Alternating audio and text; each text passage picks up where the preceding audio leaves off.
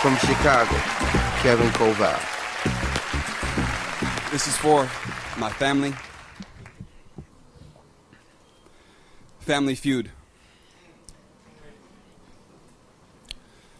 My mother asked if I've done anything patriotic these last days of white men pointing crooked fingers back at their own conscience. A flag, a ribbon, blood. Nothing have I done different except watch TV.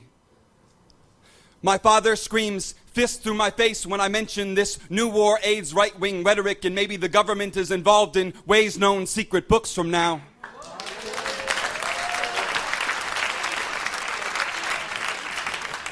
Six-Day War in 1967, he mentions later.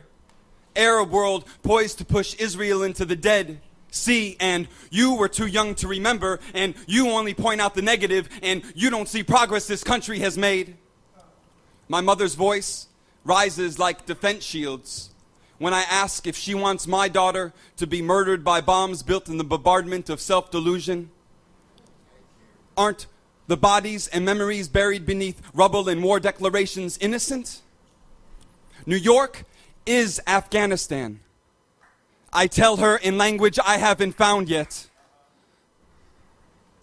My grandfather, dead 3 years, returns. Between nihilism and clarity, says Ike and MacArthur are patriots. Why don't you leave this country if you won't lay truth down for it? Arab, mother, lover, you pacifist, goddamn humanitarian.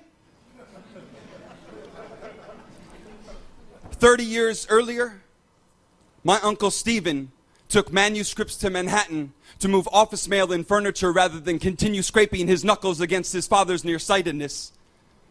My family says I remind them of him every time I open my mouth and dream. But I am staying here, listening to my father speak the John Wayne brutality of white colonialism. Here, in front of my aunt's television set, glued to learn her stories before her heart sleeps silent. Here, in the smoke clouds of ignorance, in the dialectic divide between kin. Here, between the shores of death, trying to speak with my family. My mother is in Arizona. My mother is in Afghanistan. My mother is in Iraq.